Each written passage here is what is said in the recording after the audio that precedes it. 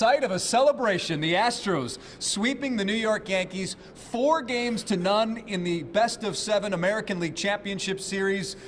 Jason Bristol, Jeremy Booth, former Major League scout, our KHO11 baseball analyst who's pulling up the stream right now. Jeremy, as you can tell, you're dry. I smell like what? Champagne. Yes, I smell like champagne. I just came from the Astros clubhouse, and there's a couple of things that people need to know. They had the brooms out. Okay. They were celebrating with brooms. Okay. Because, listen, another sweep.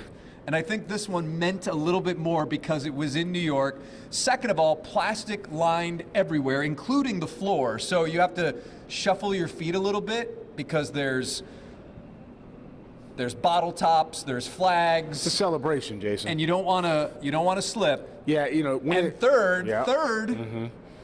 Players were into it. Were they? They were into it. They were into it. When you look back now at this series, what is your one big takeaway on why the series went the way it did? My one big takeaway goes back to Game 1, where we said, I said, the Yankees will not stand in the Astros' path for a World Series title. And the Yankees did about everything that you could do to not stand in their way for a World Series title. You know, you're talking about hitting strikes hard. You're talking about striking out up to tonight 55 times in 3 games, which is, to put that in perspective, that's 6 innings a night of outs. Like, it's just like, we're just not going to swing the bat, make contact for 6 innings a night. You can't win that way. You can't play anything that way. You can't play jacks that way. You can't play hopscotch that way. You can't jump rope that way, some double dutch on the yard. Nope. You can't do anything with that where you're striking out 18 times a night. And we saw an Astros team who was put together entirely differently to be able to make contact, drive the baseball, even when some of their most dangerous and prolific bats weren't performing. I mean, they beat a team that's got 100 wins in the regular season and almost 99 wins in a regular season, and when you're looking at a club that isn't that bludgeons people, if you will, right, for most of the way, and then turns around and runs into this juggernaut, you know, it gives you a lot of hope for what's going to happen in the next round. The big takeaway is these guys weren't a threat. They're still not a threat. They won't be a threat tomorrow, and they weren't a threat before we started. That's the big takeaway.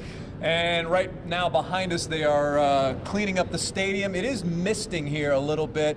There's a couple of guys out there taking photographs with the trophy. I talked to Ryan Stanek about the bullpen, and really one of the defining storylines of this particular series, in my mind, was their bullpen versus the Astros bullpen, and it was a clear advantage Astros, because once you got past the starters of the Yankees, that's when, from the Astros perspective, that's when the fun began. Yeah, you get in a bullpen for a lot of teams and it's trouble. But this particular club, you know, and I really hate to be able to, like, you know, to have to continue to go at it. But like after Game 1, I'm not going to tell you who, somebody with the Yankees walked by me in the tunnel underneath and said, "We got no chance." And I was like, "You got no chance." And like, no matter how you look at it. Wait a minute. Someone from the Yankees. I don't need a name, but someone from the Yankees organization had heard what you had said or seen it. Yeah. And said question your opinion. Just kind of out of the side of his mouth.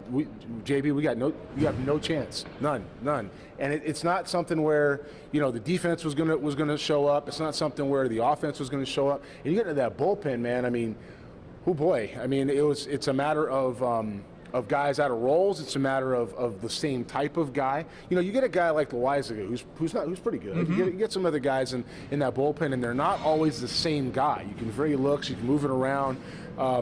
You have a better chance for success. I mean, the Yankees roster construction as a whole, when it comes time to play against a club like the Astros, which is a more complete ball club, started off by Bobby Heck and Ed Wade building the foundation and taken beyond with free agency and acquisitions with Jeff Luhnow and company, and now James Click has put his mark on this club. When you turn around and you have 3 front offices working together with piece-by-piece philosophies, whether they knew they were doing it together or not, versus one, we're going to do it this way and that's it, yeah, you're going to get beat. And so getting to the bullpen was a story and a treat all in itself. When you look at this game, it's another situation where the Astros, when some guys aren't doing it, other guys are picking up the slack. tonight, the big guns really came through. Jeremy Pena, Yordan Alvarez had some big at-bats. Alex Bregman. Jeremy Pena, of course, is the American League Championship Series MVP. Jeremy Pena, this is not what rookies are supposed to do in the postseason. That was one of the questions that we had coming into the playoffs was how would he respond knowing that pay the man guy wasn't here anymore? Pay the man. Is the that Dior guy, yeah. the Dior guy wasn't here anymore. Are we still calling him Carlos Correa? Can we just call him Christian Dior? But anyways, he's earned it. He has. He's exceeded your expectations in the playoffs, correct? You know, I didn't have a whole lot of expectations of Jeremy one way or the other. What I expected him to do was to pick the baseball up and execute, throw it across the dime. Defensively was most important. Because offensively, in the big leagues, whether you hit 500 or 000, I mean, obviously those are both extremes, but it's a point. Your first year is your first year. I mean, you have to go out and perform your second year, and by your third year, you really know what you got, right? But what he's done this year for getting started, he's hit in what forever for me is known as the Alex Rodriguez hole, and that's in the 2 slot. He's hit between guys that can really produce, that are MVPs and all-stars, and every club is going to pick pitching to Jeremy Pena, an unproven rookie, versus a guy like Altuve or Alvarez or Bregman, or, you know, it's just the way it goes. In the postseason, what he's shown is he's shown, you know, we call, you know, a slow heartbeat. And he's shown some ice in his veins and the ability to execute in an environment that he's not used to being in. You know, Dusty Baker, you know, referred to his press conference, he referred to him as, or had been on the taxi squad and that had some help last year to be able to see it. You know, but that said, there's still nothing like standing out there at shortstop in Yankee Stadium with people that just genuinely don't like you because you happen to wear a different uniform. You know, it's something that in Houston, Dusty commented on this as well, you don't see. Dusty made the point. He said, in Houston, you don't see a fan base. He's never seen a fan base as in touch with their players on the team as with the Astros. So you don't hear them booed, you don't hear them yelled at. You know, it's nothing but support, it's nothing but love. You know, and this is a golden era, if you will, of Astros baseball. But he's right. I mean, he's right. When you walk around, you know, Minute Maid Park or the city, everybody's, you know, pulling for it. Everybody's positive. Everybody's trying to do it. No one's beating them up. You come over here in New York, man, and the first thing they're trying to do is figure out how many ways they can cut you in half. So, you know, it's a different way of approaching it. And so for Pena to go out there and play in this environment, and he's going to get another one like that in Philly. Okay, it's. You think this is hot? Wait till you see that one in the World Series. You know, he's going to get to that in Philly. It's something where. He's proven a lot for what his major league career can be. What are Philly baseball fans known for? Well, I'm going to just go. I know one. I'm curious if there's one incident that you. Well, there's a couple. I'm going to give you one incident that I have firsthand knowledge of. Does it involve a former top draft pick? It involves a former teammate. Okay. You know which one I'm going with? Yeah. Okay, so I had a former teammate. His name's J.D. True. And J.D. played for a long time in the big leagues, and we can go back and forth whether or not he got the most out of his ability. He was there for about 10, 12 years. Listen, anybody who's been there 10, 12 years, listen, that doesn't happen. But you're right. In terms of what the ceiling was. Yeah. And anyway, so JD's drafted by the Phillies in 1997. He goes second overall, doesn't sign, wants a bunch more money that some other players the year before had gotten through a different situation. Re-enters the draft in 98. And St. Louis takes him. Yep. Fifth, maybe? I'll say 5, 6, somewhere in there. Anyway, he gets to the big leagues in the same year, shows up in, I want to say, in 1998 or 99, it might have been 98, in Philadelphia. And they're throwing batteries at him in left field to the point because he didn't sign. And so he had to come off the field. They stopped the game, went in the dugout. Just because he didn't sign, they threw batteries at him as a fan base. Now, you're going to talk about what's about to happen in the World Series with Dave Dombrowski leading that organization, you know, his 4th one to the postseason. One of the best of all time executives. Coming off such a bad stretch with the former, I mean, just it was, you know, with the former GM. There were some good people that were there, but the mix was bad. You know, and then what I would like to call the Jason Ochart experiment, which. All right, back up, hitting coach. In the system. In the system, a minor league hitting coach. Yeah, Don't get too in the weeds because there's some people who may not know what I'll you're get out of the talking weeds. about. They had some people in their system needed to go, and they did. And what's happened is the culture has changed, and it's moved on. It's a better mix. And so the Phillies fans are going to be very excited to a fault to be there. The city's going to go nuts, and Pena's been baptized in fire, if you will, here in New York for what he's about to see. We haven't done a real deep dive into the Phillies, even though Philadelphia, ironically, was there at Minute Maid, clinching their playoff spot, barely getting in, and they've done what the Washington Nationals did a couple of years ago. Now, when you look at the Phillies, Bryce Harper leading the way, you've got Nola on the mound.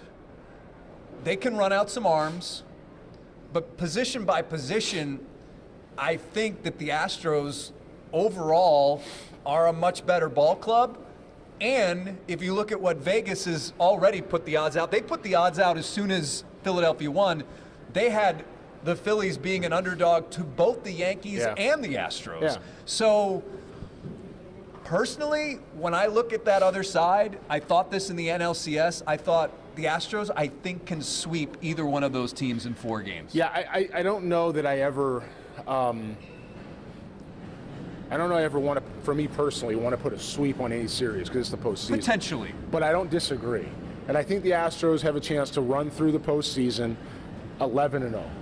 I think they have a chance to go win the World Series convincingly. I think they have a chance to go match up with a team that's playing very hot baseball, very good baseball right now, and just be better across the board.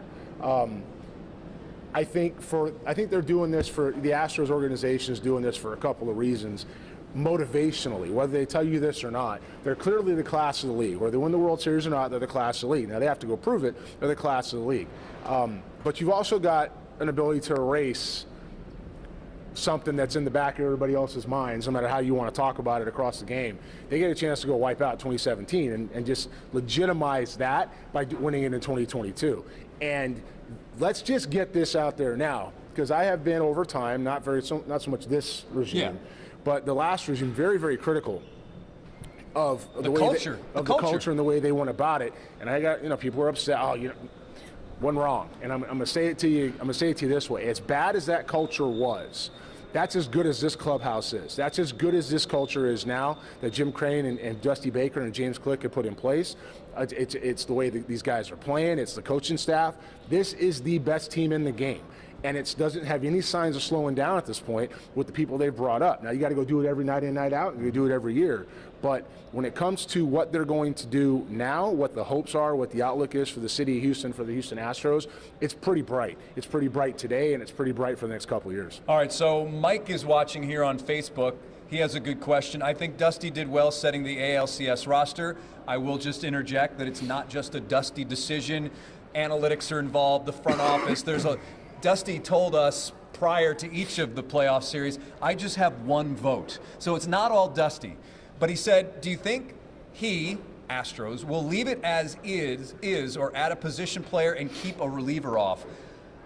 I think the roster he has right now, they removed Jake Myers before this series and added Seth Martinez.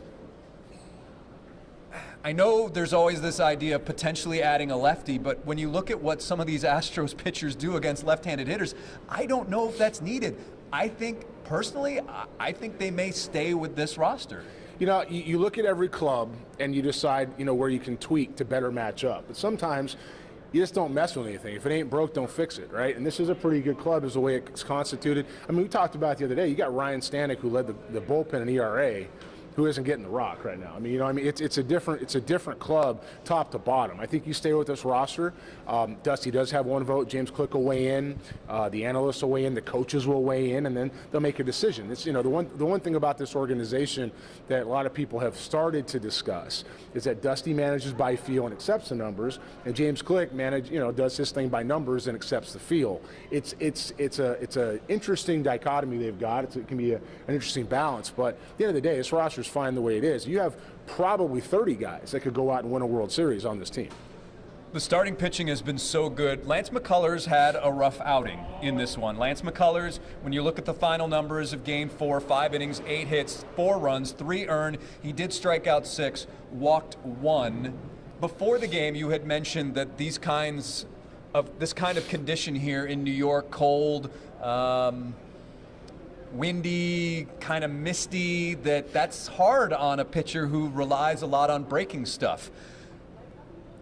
How concerned are you as we move into another city that has similar conditions for a guy like Lance McCullers? Do you want me to ask that another way? I got it. Thank you so much for that. I got it. I have said for years Lance McCullers belongs in the bullpen. I've also said Lance McCullers deserves to, if he can start, take the ball. He's earned that. If I'm Dusty Baker, I do exactly what he did tonight, and I'm backing into your question. I know I'm backing in. Is that I'm riding him as far as I can because I'm not bringing him back in this series. He's not pitching in the 1 spot, he's not pitching in the 2 spot, and he's not pitching in the 3 spot. You have Garcia. Well, he would have pitched in the 3 spot had it not been for the. Not now. And not now. And I say that because you've got Christian Javier and you've got Garcia, and if you're going to go ahead and take a lump somewhere, it's actually his game. And the reason why it's his game is because he's not going to pitch at home. He is going to pitch in these conditions again. I promise you, the Philadelphia Phillies were here tonight, and they had 6 or 7 scouts here. Yes. Watching what was going on, and they're bearing down on Lance McCullers. Why? Because they're not worried about Verlander. He's Verlander. They're not worried about Valdez. He's Valdez. And when I say not worried about it, it means they know this guy's going to come out and fight every single night. And it's not that Lance isn't, but this is a guy who talked about what a great job the Astros medical staff did to get him back on the field. He praised them publicly not too long ago. Okay. And he took a champagne bottle in the elbow, and he comes out tonight after bumping his start and doesn't have his feel in a very tough environment, which we talked about beforehand, to get it. He's not pitching at Minute Maid Park unless he's out of the bullpen. They may not feel like they need him in the bullpen based on what they got back there. So he's going to have to take the time between now and Game 4 in the next series to make sure that whatever is going on with the elbow, with the champagne elbow or bourbon elbow, whatever happened. He said he was ready to go and there was nothing. I get it. Nothing wrong with it. I get it, but the club felt otherwise, okay? And if the club feels otherwise... Well, the club and he came to a decision according to Lance. That's outstanding. I'm glad for Lance for being so honest. And it's still, at the end of the day, he pitched Game 4, not Game 3. And when I look at that, he's got to put himself back in the 4 spot. He's got to be able to have his issues ready. And if he was 100% healthy, he didn't have his field tonight. He didn't have any finish on the fastball. He didn't have a whole lot of life. He had some backup stuff at the bottom of the zone, which can be good, and took advantage at times of a generous strike zone, especially down. But when it came to the breaking ball, he's a breaking ball dominant guy. He's going to throw that 60% of the time. And if you're not locating that and you're leaving it in the middle of the zone, it's a long night. Where he's at, he needs to be much more efficient with what he does. He needs to be able to execute that pitch in and out of the strike zone. And he didn't have that tonight. So he's going to turn around. He's going to pitch he'll pitch in the 3rd or the 4th spot next time around. We can agree on that. Mm-hmm. It's not 1 or 2, which means he's pitching in Philly. So if he's going to go pitch in Philly, he has to do the opposite of what he did tonight, and that is make sure he's sharp early. And I imagine the Phillies pitchers will pitch the Astros hitters much like these Yankee pitchers did in terms of game plan, execution, or the idea of how they want to execute, because sometimes, there's always 3 or 4 pitches that don't go your way. But overall, the general, plan of attack, do you think it'll be the same as what the Yankees tried to roll out here? Or just every team tries to do? Well, everybody's got different personnel. They got different personnel, so they have different approaches. Do I think that the Philadelphia Phillies are going to have some similarities? Sure. I mean, at some point we know which way we're turning the page. We know who's going to do what. We know how we're attacking people, right? But also at the end of the day, you have to be in a situation where you're using your personnel to the best of your ability, and you can't go out there and pitch like you're the Yankees if you're not. You got to go pitch like you're the Phillies. So, Nola, what you're going to get out of him. And one of the benefits is that they saw them recently. Yep. They did see them recently in Minute Maid. Aaron Nola is going to come out and it's going to be sinker at 96, and he's going to cut it. He's going to dart it off the plate. So throw a bunch of strikes. He's going to get you a little conscious and get you to chase. Some guys in the back of the bullpen can come, bring fire, and they can do it and make you uncomfortable with some high spin and be able to move your feet a little bit. So how you get from Nola to the end of the pen and everybody else in between is really going to determine how the series plays out. And Bryce Harper is one of those talents who has grown up before our eyes and is a clutch guy. He had the big home run that pushed Philadelphia into the World Series, I should say. He's been there, done that. He won't be fazed by anything. But again, it's one thing to face these guys that the Padres ran out there, and then facing the best bullpen in baseball. And they're the best bullpen today, and they're the best rotation today. They need to go out and prove it again. And you're only as good as what you did today. Tomorrow's a different day, changes all over again. But, Bryce Harper's going to take this one personal. He was told that when he left Washington, and Washington goes to the World Series in 2019, that the reason why they went is because he wasn't there anymore. Yeah. Right? He's got a chance to go in the big dance. He's going to have a chance to compete and get after it. He's got Reese Hoskins, who I loved as a scout when I was in Seattle, and they're going to go. They're going to go after him, and he's going to hit. You've got Bryson Stott, who's done a pretty good job. You've got Real Muto, who's a player. I mean, you look around the Phillies lineup, and they may not be as good at top, 1 to 9 as the Astros on paper, but you know what? They're not a bad team. No. They're not a bad team at all, and it's still going to be a fight. It's still going to be a battle, and they're hot. And Bryce Harper's going to do everything he can to, and pardon the phrase because it isn't mine, I'm going to repeat it, they'll put the city on his back in Philadelphia, and he's going to do everything he can to win a championship. You just have a juggernaut in the Houston Astros right now where the road to the trophy goes through Houston. And I feel like the Astros see Kyle Schwarber in every single postseason. He does, and he has some interesting at-bats against them, and some good and some not. But Schwarber has a tendency to show up in the postseason too. Boston, Chicago, and now, of course, in Philadelphia. All right, so once again, Astros win Game 4 of the American League Championship Series. They sweep the series 4-0, and now we get ready for the World Series starting Friday in Houston. For Jeremy Booth, I'm Jason Bristol. Thanks for watching, and once again, we'll see you next time covering baseball.